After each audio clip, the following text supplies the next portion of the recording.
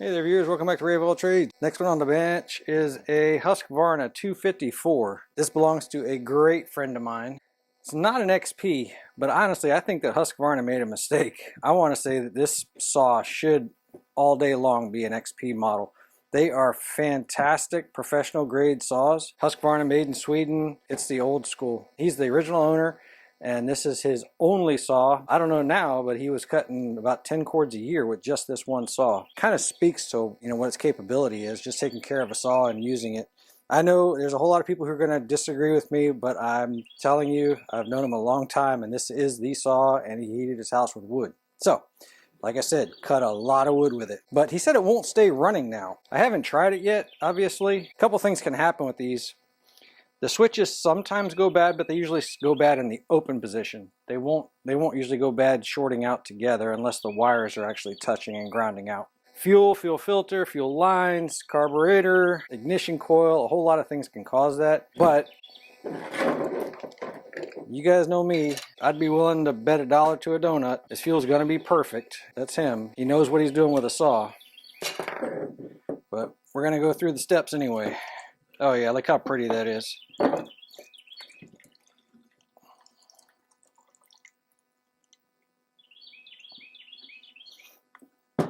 So, I think I spilled about $12 worth of gas right here on the table. Let's just check the bottom half of the fuel supply here.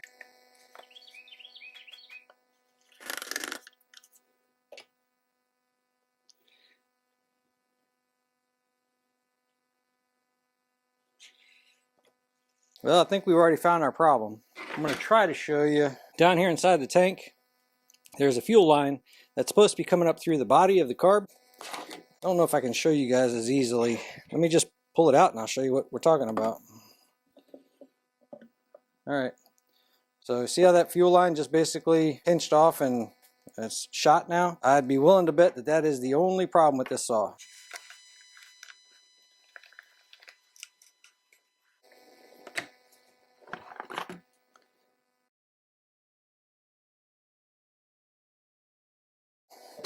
So here's the fuel line that's supposed to be going down through the body.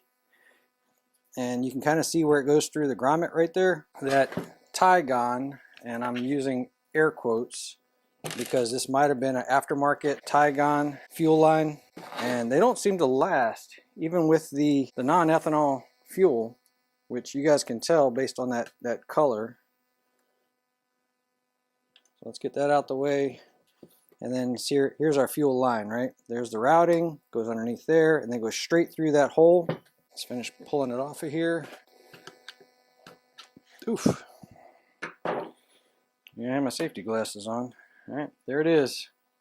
That grommet just squished the heck out of that fuel line. And it looks like it's about half the diameter of the other one. This was on the carb, obviously, but you kind of get an idea of what I'm talking about here. So we need a thinner wall fuel line. Preferably the best quality I can come up with. We're going to make it this long. If I have a fuel filter, we'll put it in, but that fuel filter might just end up going back in that thing so I can get it back to him like right now so he can go cut. Let me go dig through my fuel line stash real quick. Let me find a piece of fuel line that actually fits that hole.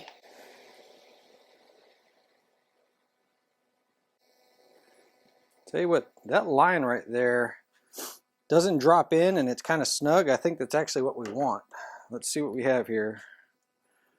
All I'm going to do, I don't even care what the reading is. I'm going to just lock it down until I find the right size line for this. Tell you what, we are going to use this fuel line right here. It's a little bit snug coming through there. I would like to know how it relates to that last fuel line that was inside there. Let's go ahead and get this thing turned on. Say it's already zeroed. So, let's see, 4.5 millimeter. Last fuel line was collapsing really easy. 5 millimeter. So it is just a little bit smaller.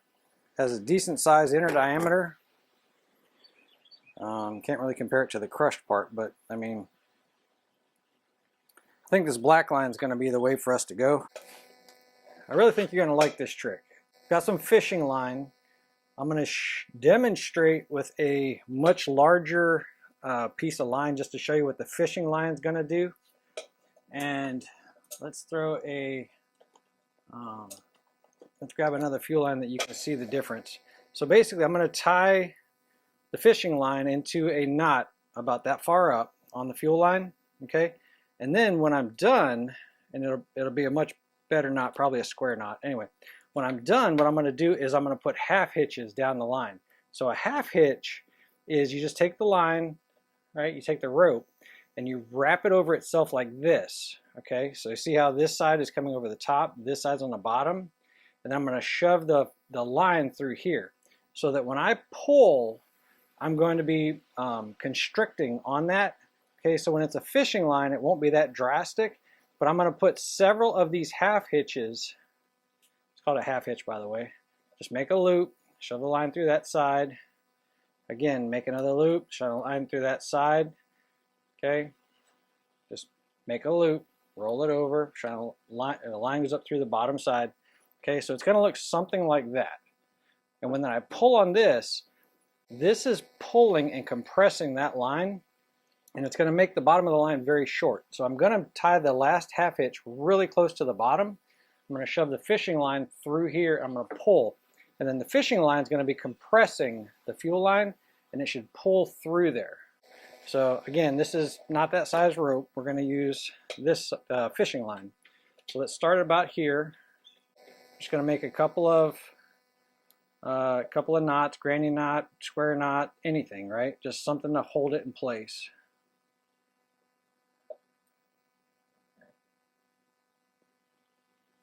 About that high up on the line. Just an anchor point for the half hitches to be able to grab. And once the half hitches grab, there's really not a lot of tension on this part of the knot. Okay, so I'm going to take the fishing line, I'm going to turn it into a half hitch, shove the line through the bottom, pull tight, grab a half hitch, line through the bottom, pull tight. So you can see as I'm pulling on this, it's compressing that. So the very last one I'm going to do is going to be really close to the bottom of that line. And I'm doing that just to try to squeeze the bottom of that fuel line. Okay, just like that. So the very bottom is that way. Now, because I forgot my cutters, let me go grab them. All I want to do is cut this part of the hose at an angle, but not interfere with that half hitch. So give me 1 second. Okay, I'm going to try to get you up close. It's going to look something like that. And you'll see that. So the line's cut at an angle, half hitch is really close to the bottom there. And no matter how hard I pull, the harder I pull on the fishing line, the smaller that knot gets. So let's just pinch this real quick to hold it in place. Shove the fishing line down through that hole, through the grommet.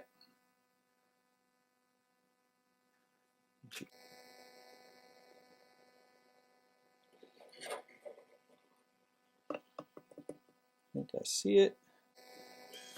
A little bit of lubrication. I'm going to pull on this fishing line while I'm pulling back on the hose. So as long as I keep tension on the hose and I keep tension on the fishing line, it'll keep pulling that direction. So let's go ahead and pull that.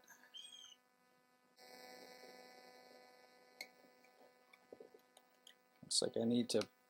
I'm holding tension here, and it's bottomed up against this grommet. So that's why I was able to let go of this side, and it keeps tension. So let's just take the screwdriver and help fish it along there.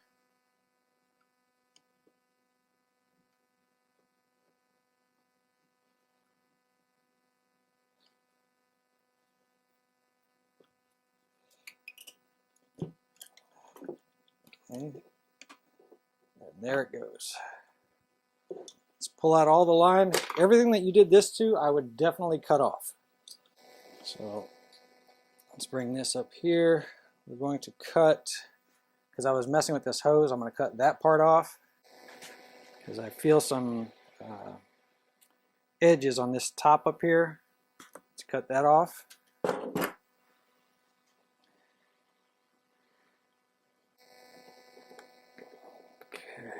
it's on the carburetor now.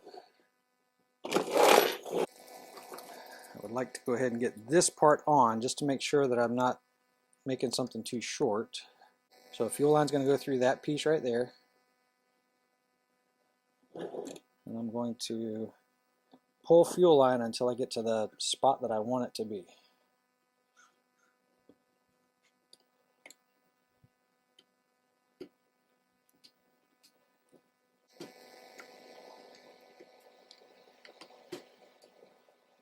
Just like that.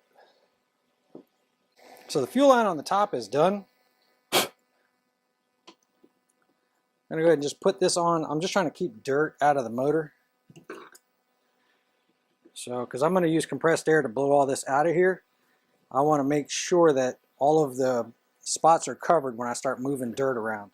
And then generally, you can see where it was sitting, right? So it's about that distance. So from there is where it broke to about there. That's about how much fuel line you need.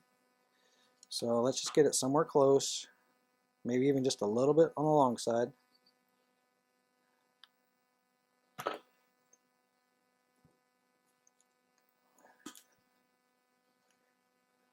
Okay.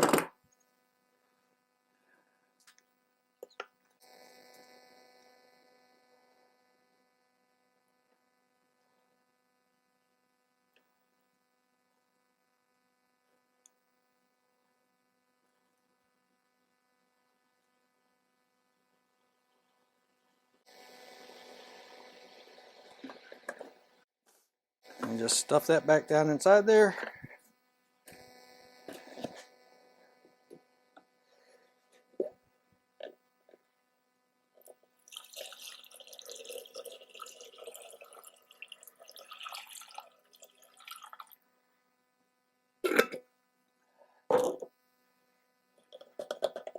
What do y'all think? Think there's a market for selling a bunch of 12-inch pieces of fishing line and calling it hose installation tool?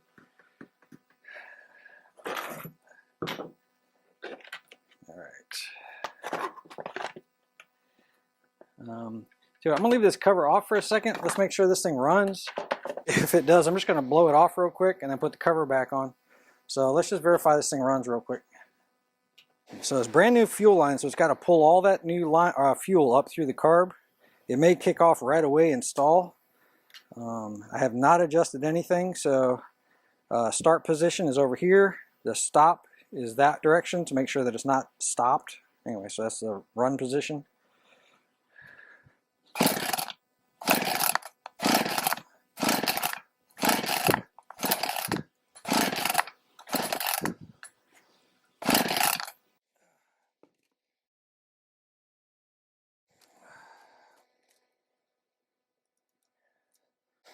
Let's put it on the ground. I'm getting too old for this. All right, let's go to turn off the choke. It's very difficult to get the halfway choke on this thing. It's like about there, but most of them are set to go there.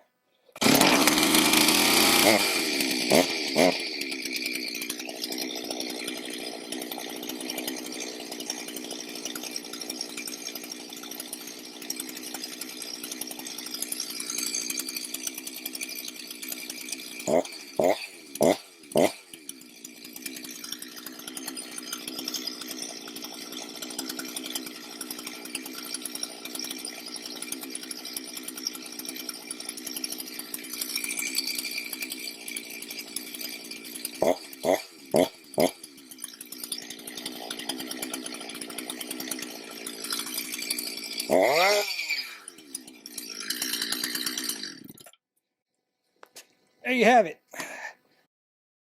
Super common problem I'm sure that a lot of people are experiencing right now. Fuel line probably deteriorated over the storage. Even on a big professional saw, there's always a weak link, right? And that would happen to be the fuel line, which was aftermarket. I'm positive of that. So anyway, I'm going to blow all this off of here and give it back to them. Hope you guys got something out of the video. Really appreciate you hanging out, and I'll catch you guys on the next one.